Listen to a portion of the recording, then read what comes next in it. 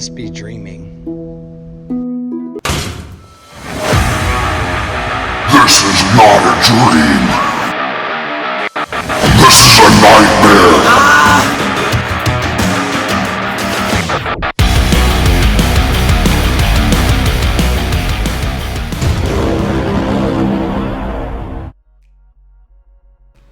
What's up, party people? Today, we are talking to Michael Bailey Smith. He played Super Freddy Krueger. He played the Thing in the 90s Fantastic Four movie. He played Pluto in The Hills Have Eyes and Papa Hades in The Hills Have Eyes too. He is a horror legend, and I'm so excited to talk to him. Let's get to it.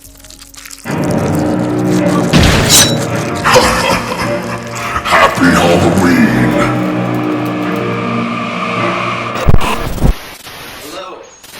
Hello, party people.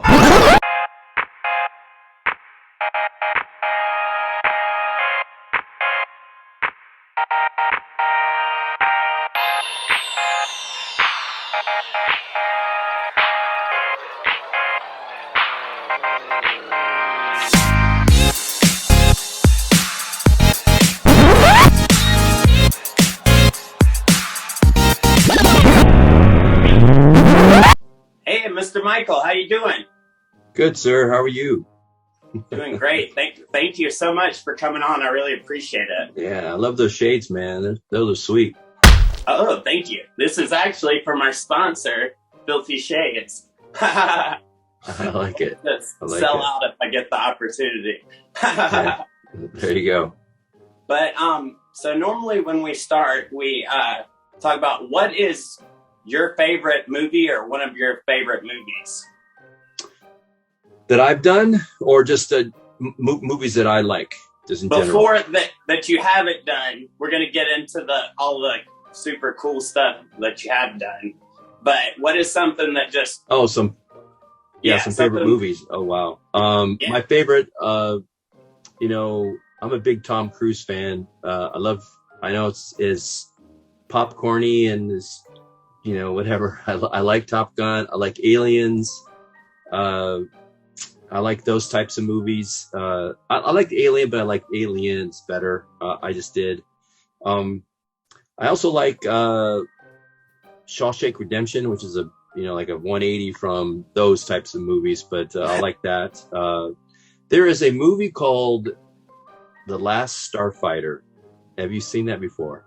I haven't. I believe I've heard of it though. Yeah, so that is from what I understand, it's one of the first movies that used like CGI when it came to the space crafts and things like CGI is not very good, but the story's great. It's about a kid who plays a video game. Next thing you know, he scores a high score. And, unbeknownst to him, he's basically trying out to be a fighter pilot for some not futuristic, but the Space Force, and so he does, and it's kind of cool.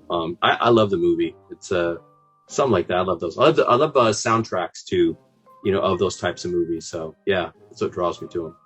Me too. I just saw the latest. What's it? Go ahead. Oh, sorry. Go ahead. I said I just saw the latest Top Gun, and it's great as well. So it made me feel pretty good after that. Oh, good. Yeah, I haven't seen it yet, but everybody's been going absolutely crazy about it. Yep. And I want to see it. I've got to watch the first one. I still haven't seen the first one. Yeah, the first one's good. I like it. It's I just like Tom Cruise. In general, I think I just finished one of my screenplays. I put a reference to homage to Tom Cruise in it, so that's pretty cool. I do a lot of writing besides the acting. Yeah, he's a very, very good actor. I like, and he's really good at picking parts. Yep. Also, yep. And he's insane as far as doing the stuff he does. Yeah. Like Tropic Thunder, when he showed up as that high-powered agent, it was crazy. I mean, or what's the other one? The one where the rock and roll one. Rock of Ages. Yeah, Rock. That was great, and he's just good. I don't think people give him enough credit for things like that. So he can definitely stretch the envelope a bit, which I like. So it's pretty cool. I wish he would do a couple of just straight up comedies. I think that would be hilarious. Yeah, I agree. So out of your So out of horror movies, you seem to do a lot of stuff like that. So Aliens, is that your favorite like franchise or horror movies? Yeah. I wouldn't really call that. That's horror to a certain extent, yes, but there's also, definitely a sci-fi element to that. There's a great story behind it too. I'm into story and that and the narrative behind that, and I just love all that. I love the characters. So it's that I think that's what I like. And me, fortunately, for me, I've done, a few horror films and as far as an actor and been pretty successful at them. And so I like them too. Tell you the truth, I'm not a big fan of horror films, watching them like in a room by myself. I get scared pretty easily. It's funny, when I did went to the premiere of The Hills Have Eyes, I sat in the audience and I jumped, and some guy next to me goes, "Why did you jump? You're in the movie." I go, "I wasn't in that part." So, That's funny.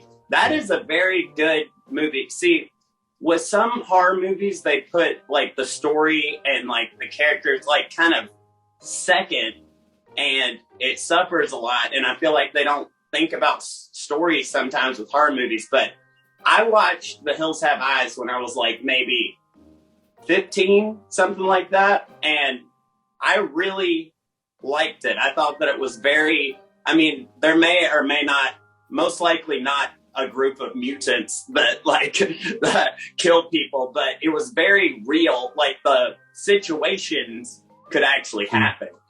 Well, some of that, from what I understand, is based on some factual things. Maybe not people living in the hills, but definitely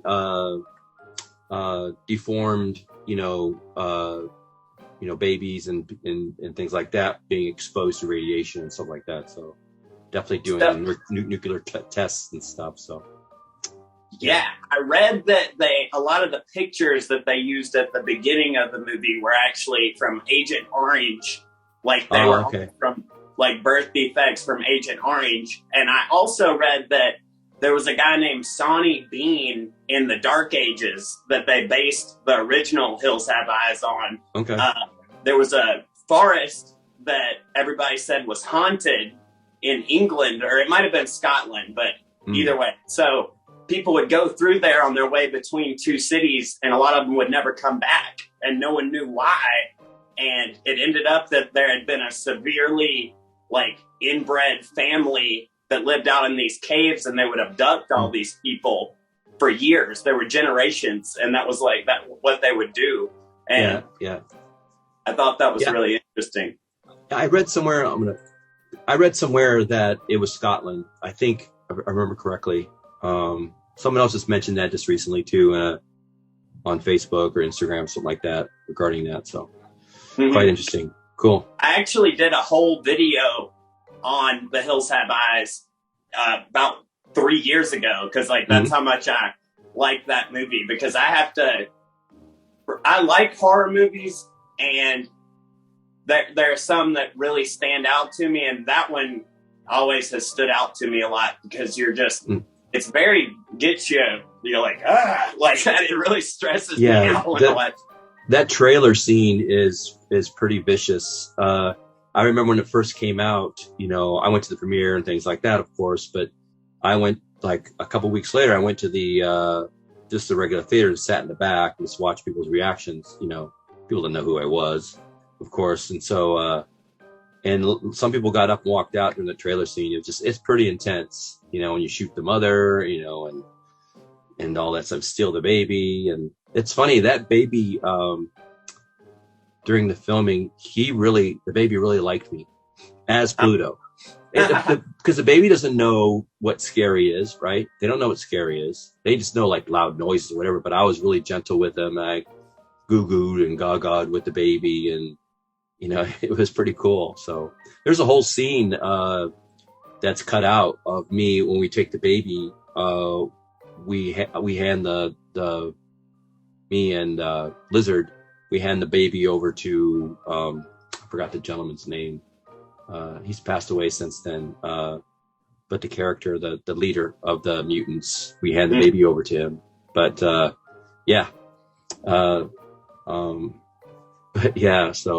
that was cut out. But anyway, He probably was like, cool. look at this funny guy. Oh, definitely for sure. So, like, yeah. I liked Pluto. Like, that was definitely the standout character of the mutants. Like, he wasn't the leader, but it was like they focused on him the most. Like, he was the coolest looking and he was the strongest. And I think he had more scenes than any other of the mutants that I can remember. Yeah. I think Lizard did too. Lizard did quite a bit. You know, it's funny, when I auditioned for that, I actually auditioned for Lizard. There wasn't a lot of dialogue for Pluto. And so I had to audition for Lizard just to show my acting ability and, you know, and all those things like that. But it was for the Pluto character. Yeah, I'm, you know, very blessed. And of course, you know, the original one, that was played by Michael Berryman. So I had some shoes to fill, you know. And the thing is the director told us not to watch. If you haven't watched the first one, don't watch it. I don't want you to be influenced, your performance influenced by anything, the first one, because this can be a different film. Still, quote, a remake, but a different type of film. And I'm glad I did it. I watched the first one, you know, after, of course. And it's definitely, it has a different feel than, of course, ours is in your face, gritty. And yeah, there's not a lot of comic relief with that at all. And so, and we played these characters very viciously, so, which was very cool. But also too, if you think about Pluto, if he would have grown up, you know, in your neighborhood with a nice family, yeah, maybe he looks a little messed up, but he might have been a nice guy. You know, you just don't know. I think he's a product of his environment sometimes, you know. When you grow up with with the people that are cannibals, or, you know, that eat people and kill people, you know, it's like anything, right? So I don't know. I got a similar vibe to Leatherface. I interviewed one of the guys that played Leatherface on this show. Which one? Which guy? It was Bill Johnson.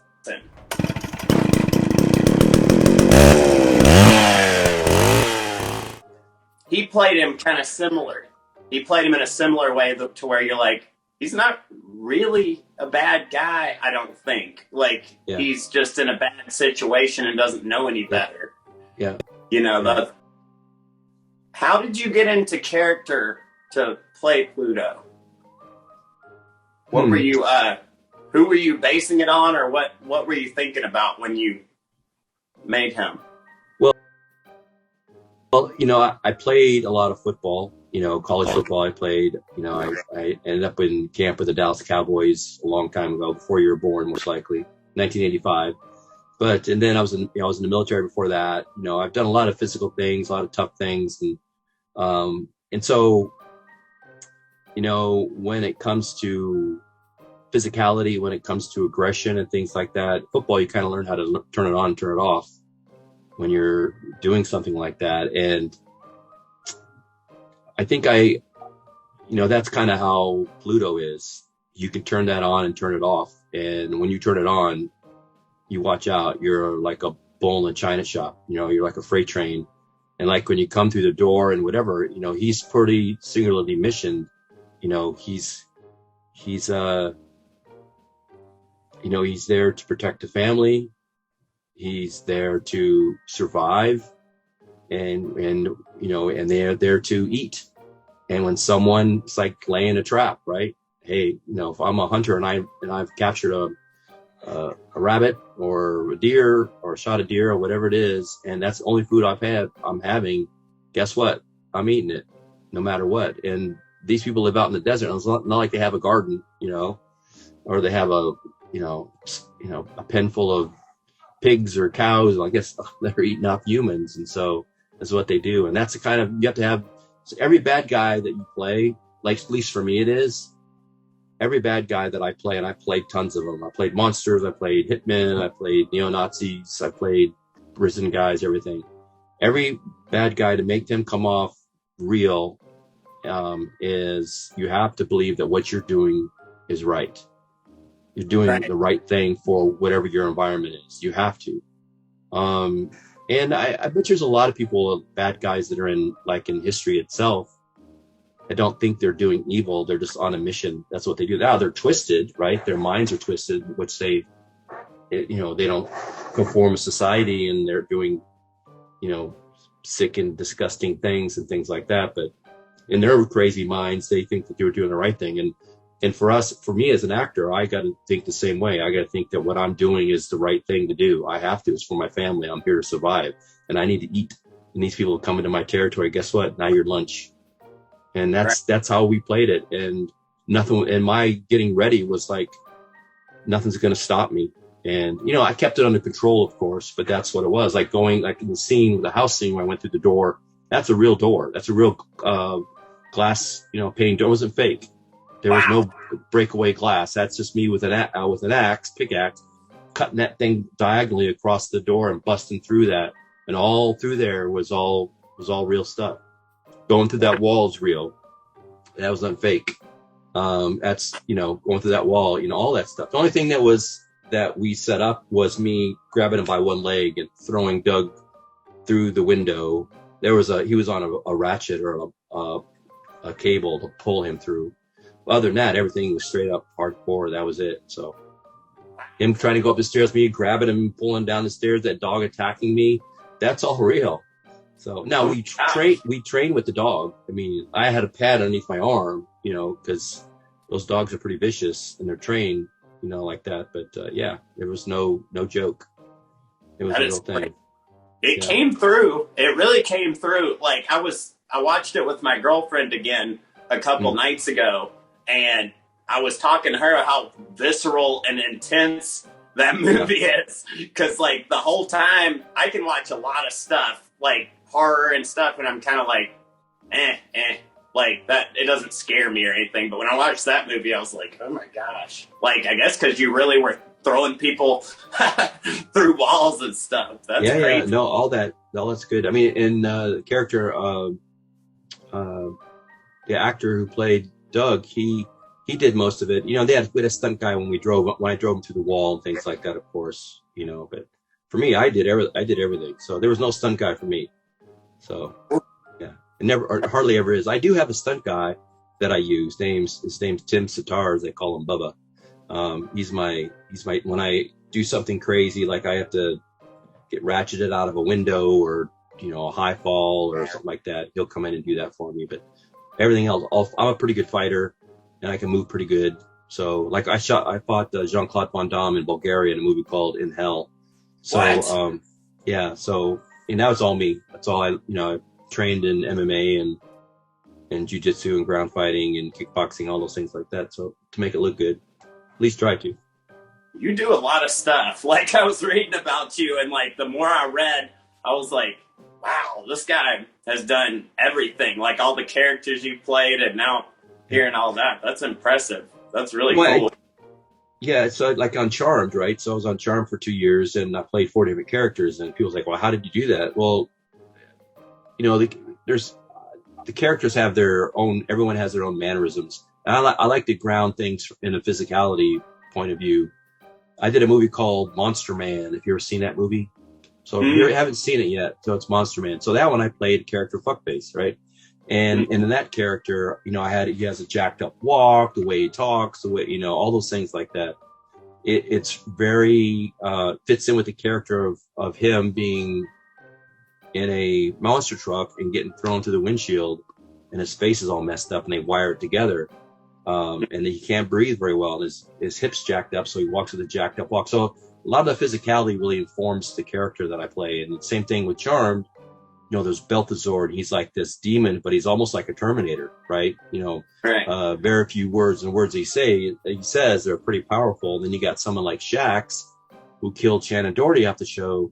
He is a demon of wind and tornadoes, and so I had to make him more flowing. And I thought of like Tai Chi and all the movements of that, and all that stuff. And then there was another one I played, Janor, which is a Grimlock, very stoic. His movements are very minimal. And so, you just kind of, all the different characters, and it could be something that's not in prosthetics or not in makeup. I'm just playing a bad guy, or maybe I'm the comic foil on a sitcom, which I've done tons of sitcoms like Family Matters and between brothers and just 2.5 Men and what else? Just tons of Chuck. I've just been on tons and tons of sitcoms and kind of 1 hour episodics that are either comedic or things like that. So I've been very blessed. It's been a fun ride for sure. That's very cool.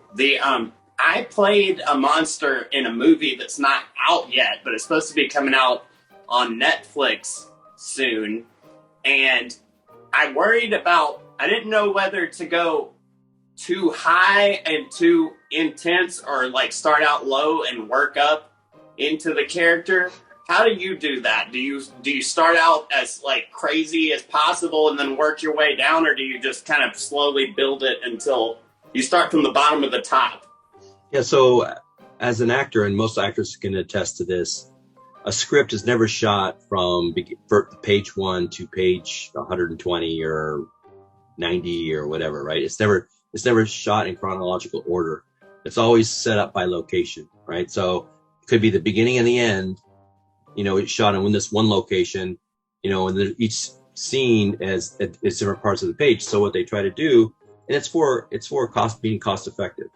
So it'd be really dumb for them to shoot the beginning on this one location on the first day and then come back, 30 days later to shoot the same scene again. I mean, shoot a different scene, the same location. Why not just stay in that same location and shoot the beginning scene and the ending scene? So as an actor, your job is to piece that all together, take a string and pull all those scenes together, right? And know that, well, I'm in the probably second act, and I know my characters have to hit these certain beats, and I have to make sure I have to do that. So when they edit it, you have a nice flow of your character and a character arc and things like that. So that's the part that's the, if you want to say that it's takes some ability and talent to be able to do, is that part of stringing those together so it does seem seamless. So right. and I've been on TV shows or not episodics more, but not never on a sitcom. Sitcom is pretty shot from beginning to end in a straight line. But on movies, definitely, where you're shooting now, you would shoot the beginning and maybe the end. But if the director's fair, and if these, most directors know that you're not going to shoot a dramatic ending on your first day, right? You're going to let the actor get into the character. So you might shoot some middle scenes and some other things and get the character working into have the actor get worked into the character. And then the director will make some adjustments so it informs him, later on as well. So, right. Yeah, that's where the talent comes in, I guess. Not saying I have any, but if I had some talent, that's what would happen. You do. I noticed it. I was like, oh, there it is. So you were in Morocco for both of the Hills Have Eyes movies, right? Yes, sir. How was that? How was the shoot? Did you Good, enjoy it was it? hot. We shot the first one in, I think it was July and August. So I think it was July and August. So it was super hot. It was like over 100 every day. And sometimes it's over 120 sometimes. Very arid. We shot in a town called Ouarzazate, which is like when you fly in the northern part of Morocco, where it's Casablanca, it's very, quote, mystic, romantic. That's where the, Bogart and, the movie Casablanca was filmed, right? So, supposedly that's where it is based. I don't know if it's actually exactly filmed.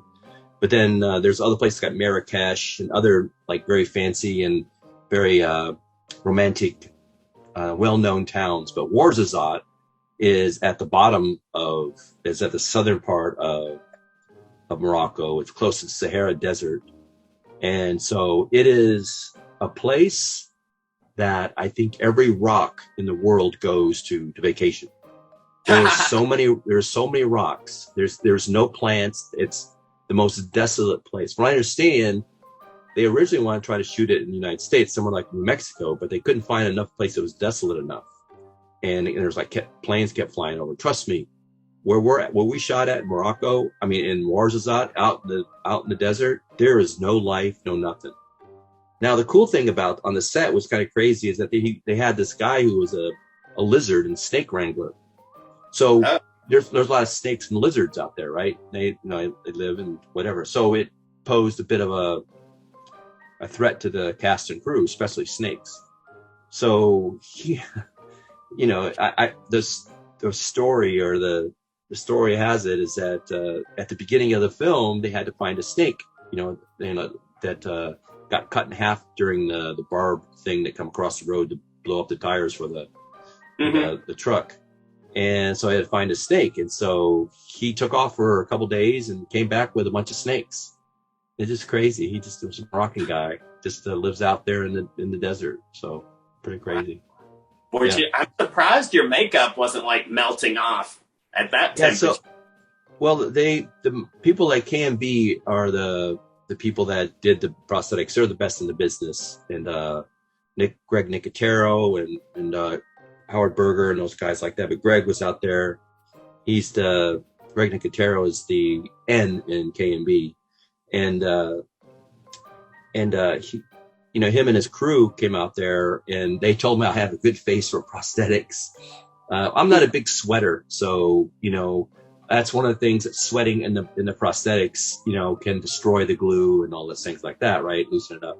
So I'm not a big sweaty person. So, I held up pretty well on, once in a while that touch around the mouth or something like that. But yeah, like all the fight scene, everything, my left eye was closed. So close one eye and try to throw a punch at somebody and try to be accurate. At least, stay away from somebody. Your depth perception is gone. So it's really super hard to, especially, I could see if you've lost your eye and you had lost it for a while, you kind of get used to that and your body can train itself to have, I think, I'm not sure, but gets used to that. The lack of not having the depth perception. But someone like me who's used to two eyes, all of a sudden now you got one eye closed, it's tough. And so all those fight scenes were like with one eye. So it was pretty crazy. Were you just miserable? Were you too hot to enjoy anything, or were you all right? I've seen actors throw hissy fits. I've seen actors get fired off sets. I've seen the actors do the craziest things while they're in prosthetics. It never bothers me. I actually like it. It does it because it kind of cocoons you, puts you in a cocoon, and you're living in your old world, and no one talks to you. No one wants to get around you because you look like a creep, But it was kind of cool. On the set, it was kind of cool is that all the mutants hung out together.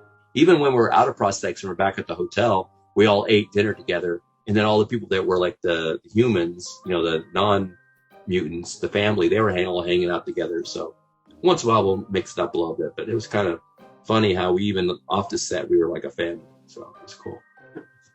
That's so cool. And so I watched Fantastic Four the other day because I am a huge, huge, huge Marvel fan. And I thought you did a really good job in that movie. Well, and the consensus from I've read, I've seen people review it and stuff, and the consensus seems to be that you did a really great job in that movie. Well, I thank you. First, well, let's make a couple things clear. Okay, so I played Ben Grimm, right, the human form. I had the hair, and I was kind of pretty back then, so I had that. And then there was a stunt guy who was in the suit. So his name is Carl Ciafolio. And so he's very well-known stunt man. He's been in the biggest and famous films you've ever imagined he's been in as a stunt guy and as an actor too. He's a really good actor actually, and good friend of mine as well. And so he was in the suit, but I did the voice for the thing, and then they tweaked it and morphed it. So when he was in the suit, I was there every time. I was on the set every day, whenever there was dialogue and things like that, and just to make sure that, we worked together to make sure that what I was doing in the human form matched what he was doing as a thing. So, and so I thank you for that. I appreciate that. That was one of my first films, and I thought, actors are always critical of their performances. At least I am, and I always think I suck. So no matter what I do, and so, but I thank you for that. It's I haven't heard that in a while, but there's a lot of things I could have done better, of course. But yeah, it was good. Thank you. Yeah, I like that. You made him nice. He was a really nice guy in the movie. And the other people that have played him, they're kind of nice, but they're kind of like ornery and mean. And like, they're still a cool character, and I like him in a lot of the ways he's been portrayed. But I like that your guy seemed like a really friendly, nice guy. I thought that was an interesting take on him, you know? Well, the thing is that I played him a lot like me, like how I am. You know, Ben Grimm was an athlete in college, right? So he went to Empire State. The letter jacket that's in the film is my letter jacket from Eastern Michigan. Oh, so I played cool. football at Eastern Michigan. I got a letter jacket with a big E on it, so it worked perfect. So I wore that in the film. And he was a football player too. I think he was. Benny Grimm was.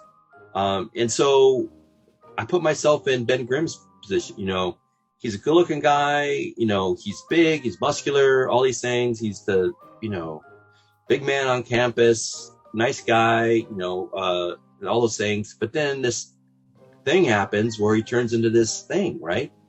Mm-hmm. And how would you react? You know, and so there needs to be a bit of an arc there, right? So start out nice, and then even when you become the thing, you can become angry about it. That's a choice you can make, or you can become one as wise as happening. Why did everybody get to go back to being normal, and why am I still the thing? You know, why didn't I change back? That makes no sense. It's not fair, and that's kind of how I played it, a little bit like that. So, yeah, but thank you for that. I appreciate that. Yeah, I thought it was really good. And also, I mean, you got the arc becoming the thing, trying to figure out how that's going to happen. Then you have the arc coming back on the other side of like, am I okay with this? Like, will I be okay? Like, all that stuff. So it's a pretty complicated character, really. Well, yeah, even like there's a part when I'm in the quote jeweler's cave, and I get transformed back into Ben Grimm.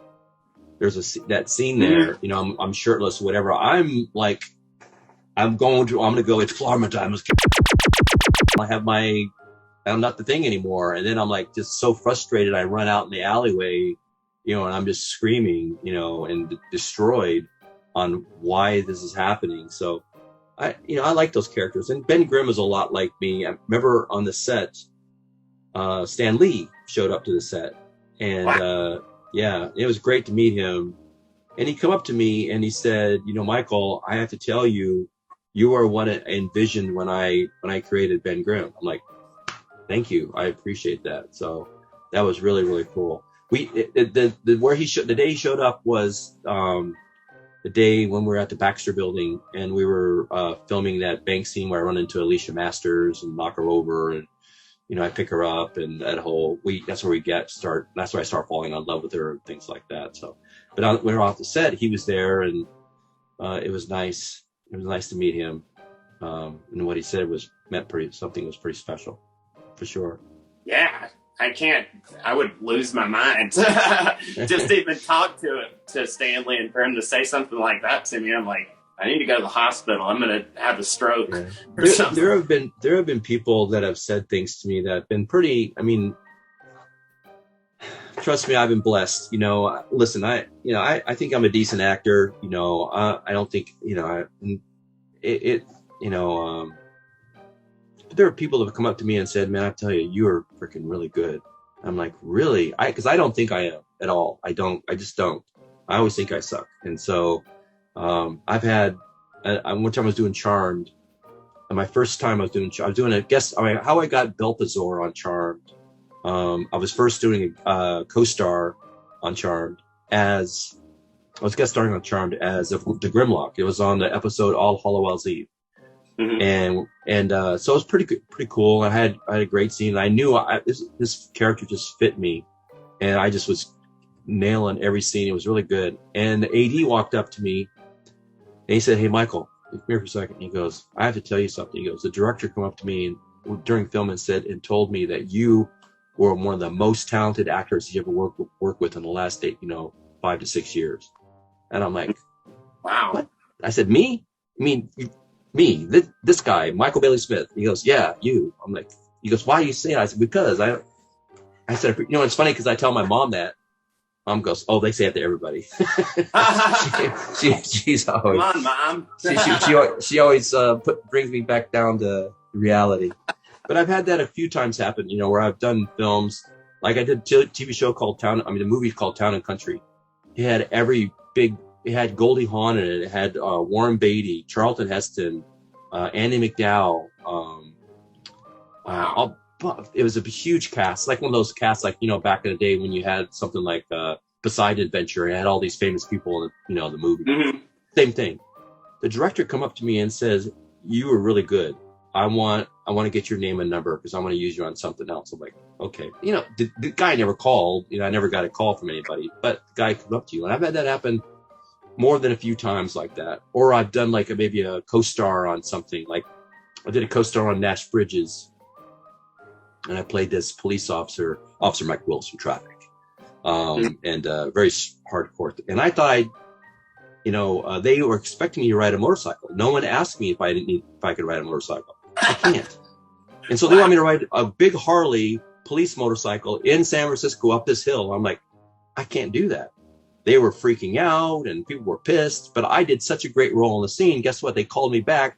They added me to another episode a couple episodes later and hired a stunt guy to ride the motorcycle for me.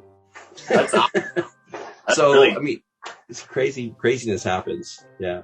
So they did that to me. I was in this TV show called, what was it called? The Queen of the South. And I played this character. Oh, okay. Yeah. I'm in the final episode and I'm riding in this car and I'm like rapping to this song. And they're like, all right, we need you to pull the car out, back it up, but you got to do it really fast. And I was like, I don't drive. Like, I don't really have a driver's license. I was like, and I did it the first time and I did it really careful. And they were like, gotta go faster. I was like, yeah.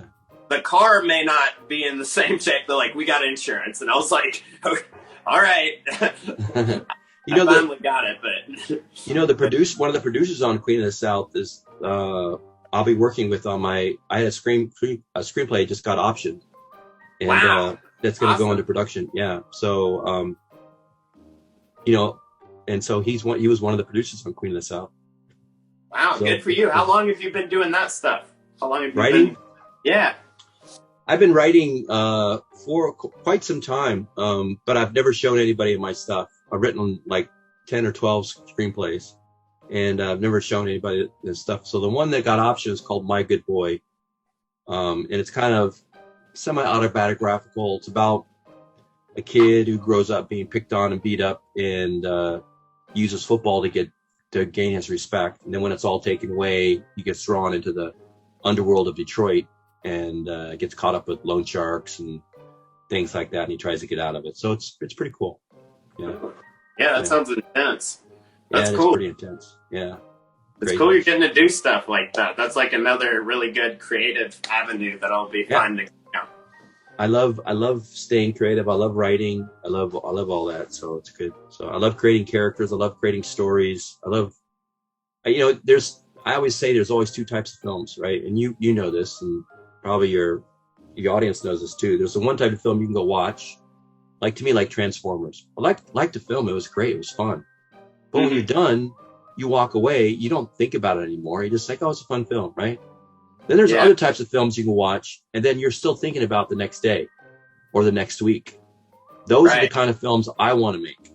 The ones that I want to write is the ones that mean something. It really hits you and pulls on your strings. And like, wow, this is really good. Or what it makes you think. I try to sometimes in my screenplays, I try to answer questions, hard ones, like, why do bad things happen to good people? Why is that? I don't understand why, why, all those things. There's a lot of kind of things I try to answer and I try to tell it in the story. So it's good stuff. Yeah. I definitely think that, that's what I was trying to articulate earlier about The Hills Have Eyes, because I had probably seen, hundreds of horror movies up until that point, and I still always thought about that one. And when I watched it again, I knew exactly why I remembered it so well, because it was so shocking, and I thought it was put together so well. Like I thought that they did a really good job on that film. Alex Aja is a phenomenal director, great guy. Yeah, just really good. He wrote it too. Him and his partner, I forgot his partner's name, but they did a great job writing a piece. How did you end up getting involved with Freddy Krueger? How did that come about? Yeah, so that's so after I got hurt in camp with the Dallas Cowboys, and then I went back and I felt went through a period of depression. Your whole life stream was playing professional football, and then when it's like right there in the palm of your hand, and it just gets blown away, you're gone.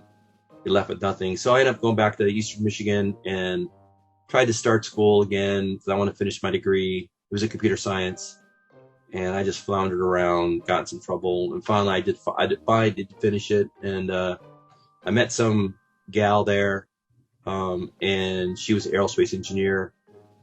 So she graduated the same time I did, and she was wanting to go to California, San Diego. That's where she had a job there, and I didn't have a job. I just graduated, so not as smart as she. And so I ended up going out there to San Diego with her, and our relationship wasn't going along the greatest. By the time we got there, it was kind of waning. And so when I got to San Diego, our relationship lasted about a month, and she left me for some other guy, whatever. So I got into I was into bodybuilding pretty heavily, and I was competing a couple times in some contests and stuff back in Michigan. And I befriended this guy named Steve Henneberry, who's a phenomenal guy. He was an American Gladiator guy. He was Tower, American Gladiator. He's been on some TV shows. Yeah, he's a talented guy, good looking dude, big dude, really big. I think he's my height, but he's just thicker. And we did some guest posing appearances in some contests. It was in some bodybuilding contests. It was pretty funny. And we became good friends. And he was Conan up in Universal Studios. They have the live action shows they do up there. Mm-hmm. Tourists go up there. So he played Conan. And he said, "Hey, Michael, I'm going up to Los Angeles to go read for this film called Nightmare on Elm Street Part 5.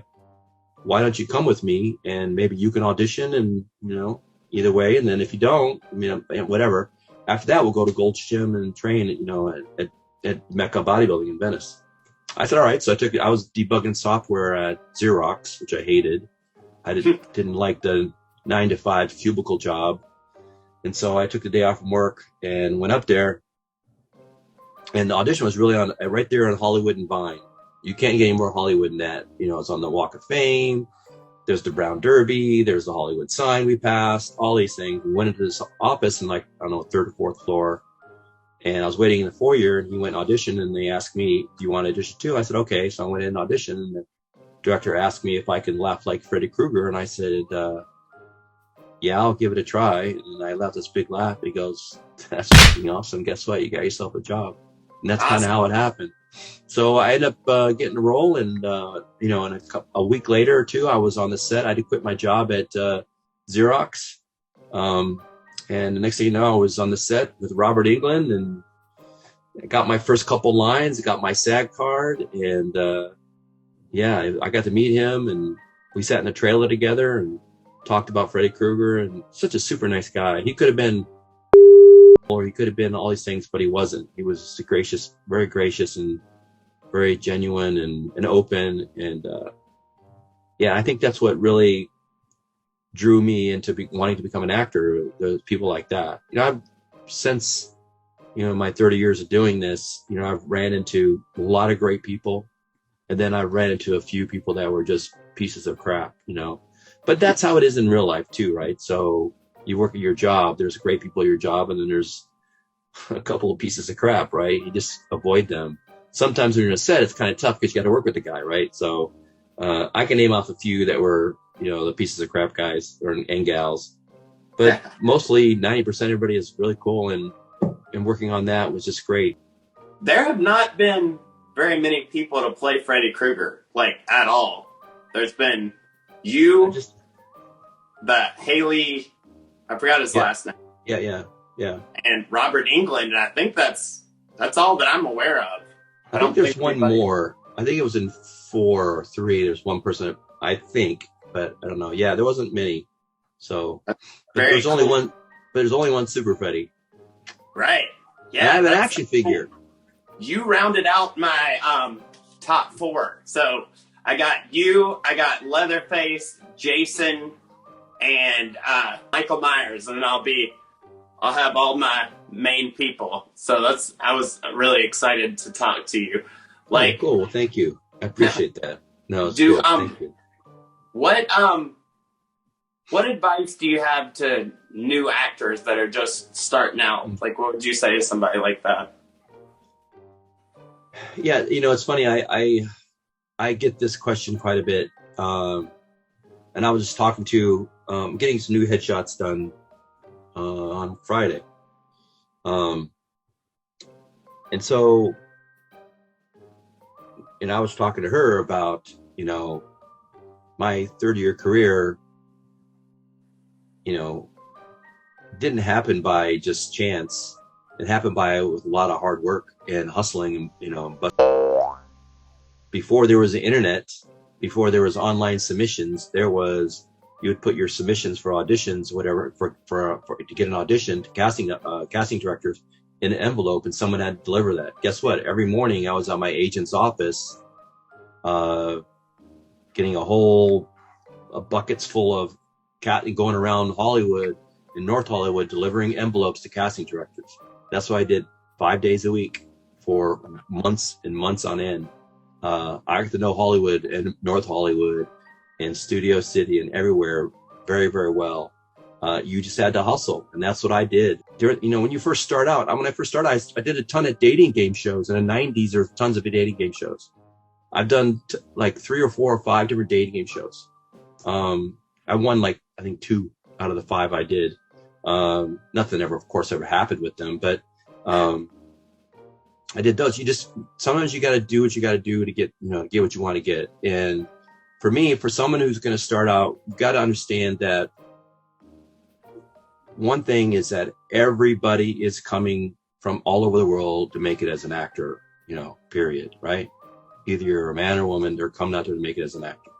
And you got to understand that, but don't let that deter you. Don't let that intimidate you, because someone has to make it. Why not you? And that's what I always say to myself. Someone has to make it. Why not you? And you just got to know and believe that you have the ability to be a superstar. And you have to, go around screaming down the middle of Hollywood, screaming that, but you have deep down inside, you have to think that. And then when you have to figure out a way to get to Hollywood and survive it. It's tough. It's expensive. It's cutthroat. People don't give a shit about you, because guess what? At another month, there'll be a guy or a girl showing up looking just like you. Same exact person. And so you have to feel and believe with everything you have that you're special, period. You have something special to offer Hollywood and offer the movie business and the television and business. And so and if you want to make it in Hollywood and film and television, that's where you go. If you want to make it in theater, go to New York, but if you want to make it in film and television, you go to Hollywood. That's where the big boys play. And so, and then when you get there, your first thing you do is find yourself a job. You need to support yourself, and one that's going to allow you flexibility, but yet pay you enough to where you're not sleeping on some person's couch or sleeping in your car. When I first moved to Hollywood, I had slept in my car for a week or so.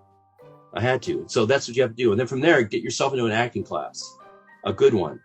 And start taking an acting class, and then start networking. Talk to other actors. Talk to your acting coach. First, you got to prove yourself that you're good, right? And you're talented. And then once people recognize you're good and talented, guess what? They're going to start talking to you because they want to be around talented people. They're going to say, hey, do you have a manager? Or you can ask them, hey, do you have a manager or an agent? Maybe you can introduce me, whatever it is. Don't pick someone that has the same type as you. Like if I'm going to walk up to some guy who's 6'4", 250 pounds like me, don't walk up to the same type of guy, but walk up to somebody else, maybe about a lady or a guy, and, and then find a way to get it connected. And then that's how you got to network your way. And that's what you do. And sometimes you got to do a lot of stuff, crazy stuff, like the things that I did at the beginning. Or go to UCLA and go to USC and sign up for their student films and be an actor in their student films. So you can get video, you get tape on yourself, get film. Right. And that's what you do. And sometimes you can do some stuff for free.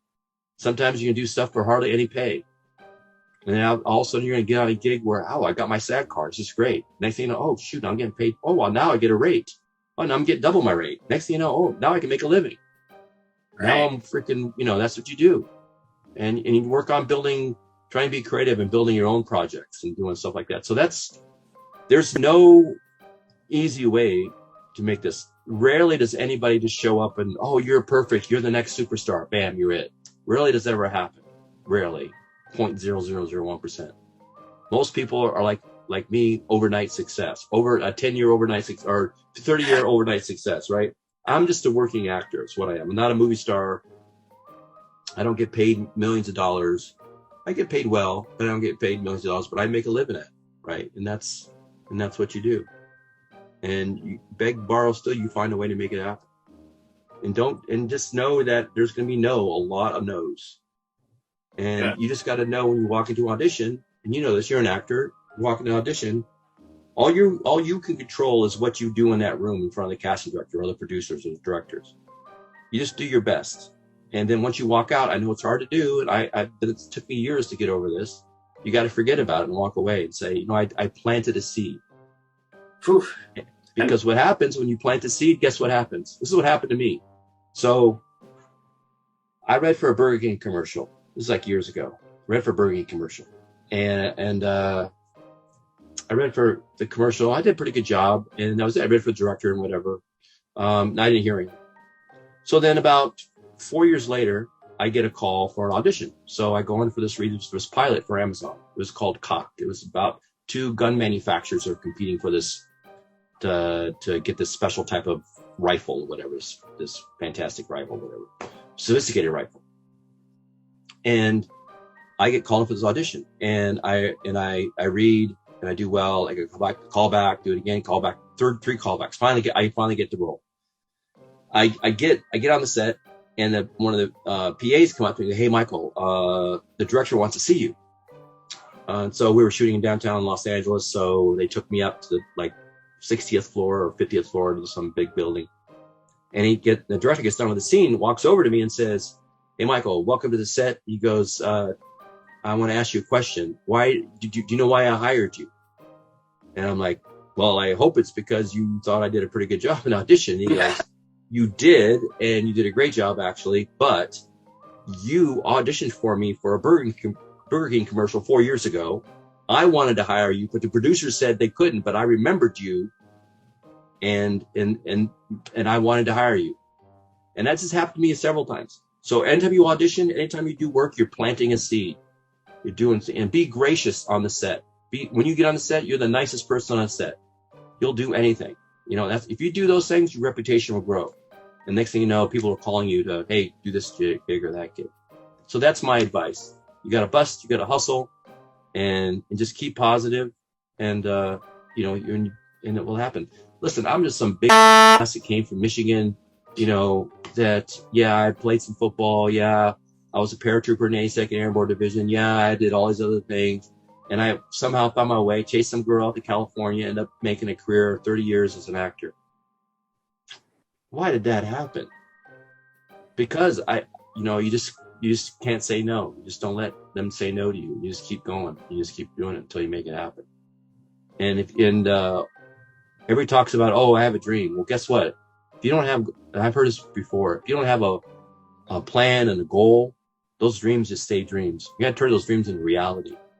So that's what you got to do. So you got to be specific in what you want. Yep. When I first started acting in my crappy apartment in Hollywood, I had on my bathroom mirror, Michael Bailey Smith, Hollywood's new leading man. It was on my mirror. And I remember when I got this roommate, he laughed at me like, dude, this is my positive, affirmation that I read every morning. I didn't become Hollywood's leading man, but I became a working actor.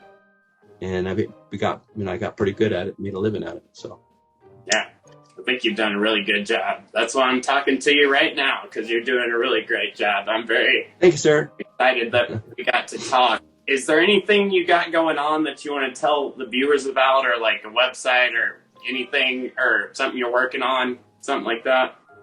Yeah, so I am I just finished, I had my screenplay option, which is My Good Boy. The goal is to have this in production by next year.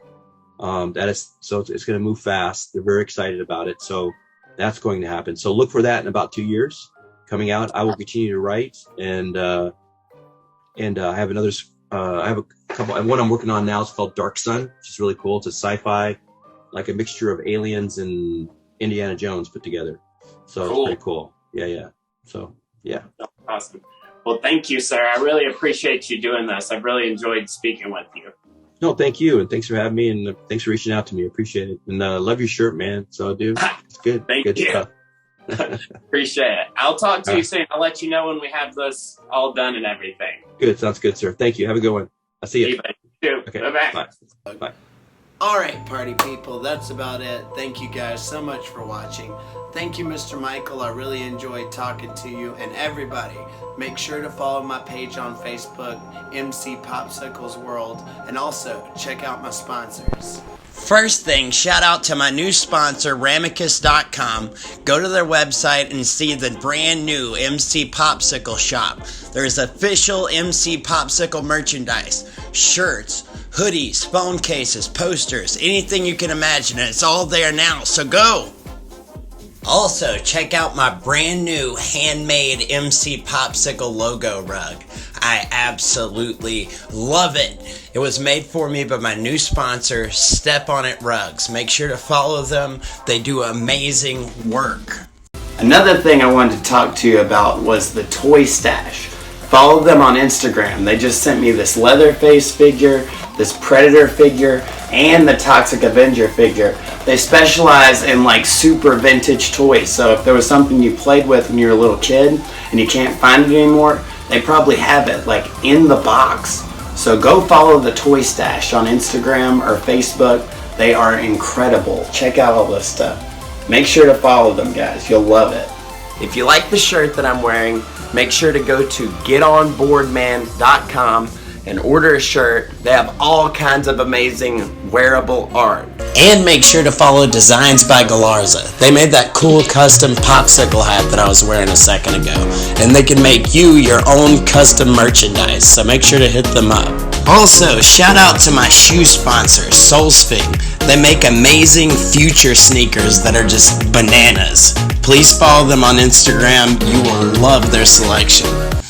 Also, if you like the hat I was wearing in this episode, it was given to me by the Old Hat Shop on Instagram. Hit them up. They specialize in vintage hats. You can have a brand new hat from the 90s. And if you're thinking, hey, I want those sunglasses, and I want the sunglasses you wear in your movie Popsicle World, make sure to hit up Filthy Shades. Also, if you live on the Gulf Coast and need help with your pool or hot tub, hit up Emerald Coast Pools. They can fix everything and get you swimming again before you can say Baba Booey.